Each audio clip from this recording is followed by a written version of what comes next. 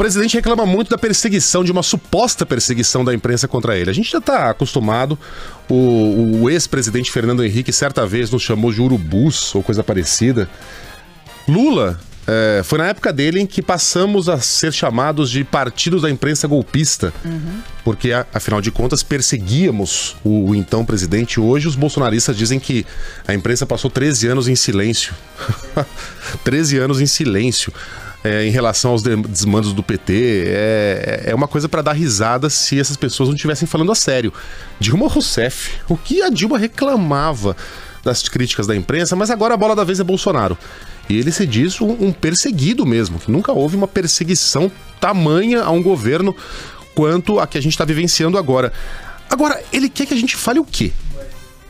Ele, no meio de uma crise, numa pandemia, ele demite o ministro da Saúde pelo pecado de estar aparecendo demais, se achando demais e seguindo aquilo que foi recomendado pela Organização Mundial da Saúde. Ele demite um dos ministros mais bem avaliados do governo, Sérgio Moro, que agora virou inimigo, agora virou mentiroso, agora virou golpista, agora virou petista.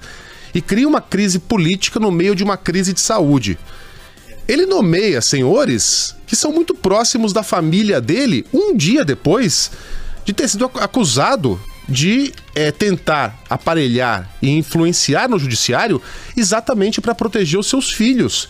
Ele se vê defronte de 5 mil e poucas mortes e não tem a elegância porque ninguém está querendo jogar no colo do presidente essas mortes. O Brasil está praticando o isolamento e essas mortes ocorrem a despeito deste isolamento e a despeito das palavras de Bolsonaro contra essa estratégia recomendada pela Organização Mundial da Saúde e usada em todo o mundo, porque nos locais em que ela não foi usada, a gente contabiliza a morte às dezenas de milhares. E confrontado com esses números, seria muito fácil, e eu de novo repito, ninguém está jogando no colo do Bolsonaro essas mortes.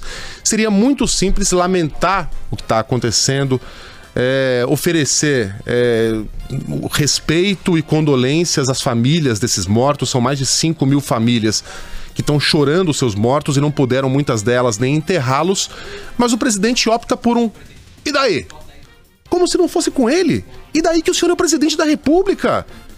E mesmo se não fosse o presidente da República, tenha respeito por essas famílias. Como é que o eleitor do Bolsonaro, que eventualmente perdeu seu filho nessa crise do coronavírus, se sentiu? Sendo estas as palavras que o presidente tem a oferecer aos familiares dos mortos e aqueles que estão morrendo de medo do futuro, de perderem seus empregos, de perderem os seus entes queridos. Então, se querem chamar isso de perseguição, chamem de perseguição. A nossa função, procure na internet, função social da imprensa, é de vigiar o poder, é de sermos o quarto poder, aquele que equilibra os 3 poderes que governam o país. E a gente não pode e não vai silenciar frente a absurdos como esses que foram ditos ontem pelo presidente. E ele ainda completou: nos solidarizamos com as famílias que perderam seus entes queridos, né, que a grande parte eram pessoas idosas, mas é a vida. Amanhã vou eu. Logicamente que a gente quer, se um dia morrer, ter uma morte digna, né, e deixar uma boa história para trás. O que eu mais quero é, na graça de Deus, entregar um Brasil muito melhor do que eu recebia para quem vier me suceder. Não é a vida. A vida é quando a gente morre aos 90 anos, depois de uma vida longa, uma vida plena.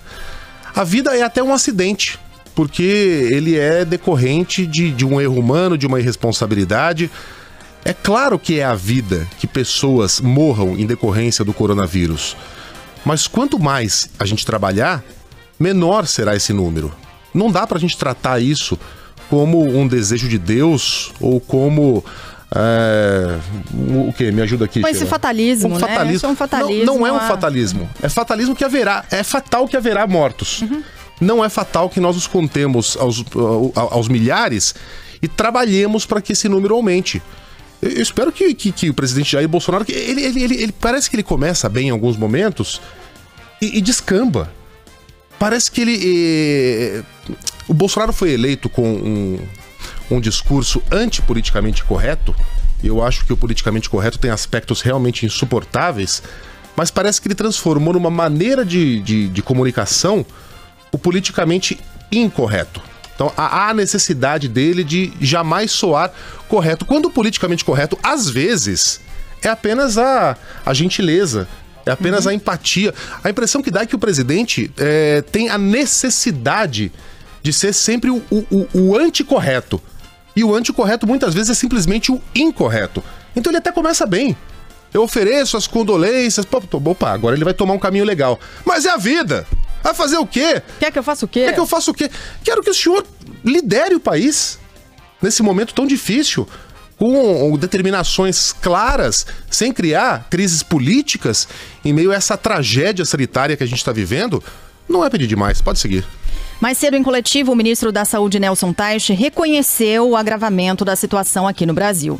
O que tem que ficar claro é um número que vem crescendo. Alguns dias atrás eu coloquei que isso poderia ser um acúmulo de casos de dias anteriores, que foi simplesmente resgatado. Mas como a gente tem uma manutenção desses números elevados e crescentes, a gente tem que abordar isso como um problema, como uma curva que vem crescendo, como um agravamento da situação. Falou sobre os estados que mais preocupam. Isso se continua restrito aos lugares onde a gente sabe que estão vivendo as maiores dificuldades, como Manaus, Recife, Rio de Janeiro, São Paulo. E a gente está tratando dessa forma, entendendo ainda que o Brasil tem que ser tratado de uma forma diferente para as diferentes regiões, mas hoje a gente vê nesses lugares onde a crise é maior como um quadro de pior, e a gente vai continuar acompanhando para confirmar isso e ver como vai ser a evolução. Bom, enquanto o Bolsonaro sempre opta pelo incorreto, o Teich é o profeta do óbvio, né? É uma coisa impressionante como o Teich se comunica e não comunica nada além daquilo que a gente já sabe. Aumentou o número de casos, portanto, temos uma subida. Aí a gente tem que ter mais cuidado com estados como São Paulo, Rio de Janeiro. Bom, isso aí a minha filha de 7 anos pode falar. Isso não é exatamente uma crítica ao trabalho do ministro. A gente ainda não teve tempo de conhecer exatamente o trabalho do ministro. Foi no dia 18 de abril que ele tomou posse. Portanto, ele está completando 11 dias. Não é tão pouco assim, já daria pra gente... Parece menos, né? Parece menos. A impressão que a gente tem é que ele acabou de chegar. Porque muito pouco aconteceu, e também eu acredito que o pobre do Teich ali foi jogado num lugar muito difícil de se estar, porque o que estava sendo feito era aquilo que, se não estava sendo feito brilhantemente, era o correto, pelo menos. O que ele vai mudar de radicalmente? Ainda não teve nem tempo nem condições de fazê-lo. E ele vai se equilibrando também nas declarações para não ser o novo Mandetta. Né? Se for essa a intenção dele, tá corretíssimo, porque tudo que a gente não precisa é de mais um ministro da Saúde brigando publicamente com o presidente, né? De mais uma crise. Mas é impressionante como da boca do Teich só saem platitudes e obviedades. Se fosse ele um comentarista esportivo ao final de um jogo em que o Corinthians venceu o São Paulo por 2-0, o comentário dele seria algo parecido com isso aqui. O Corinthians marcou o primeiro gol aos 36 do primeiro tempo. Foi uma bola chutada de fora da área que acabou entrando no ângulo, não teve nem chance para o goleiro do São Paulo. No segundo tempo, o São Paulo acabou tomando o segundo gol. Foi aos 22 minutos, né? A bola entrou dessa vez numa cobrança de pênalti. Esse pênalti aconteceu porque o zagueiro do São Paulo acabou fazendo uma falta no atacante do Corinthians, e falta dentro da área, de acordo com a regra, que é pênalti. E aí o pênalti foi cobrado num canto, o goleiro foi para o outro, e portanto o jogo terminou 2-0 aos 48 minutos do segundo tempo, porque o juiz tem essa prerrogativa de acrescentar alguns minutos de acordo com o que ele entendeu que houve de paralisações durante o período. E portanto tivemos uma vitória. E, portanto, consequentemente, uma vitória. E veja que, curiosamente, por consequência, o Corinthians vence o jogo e ganha também 3 pontos na tabela, subindo para a 5ª posição.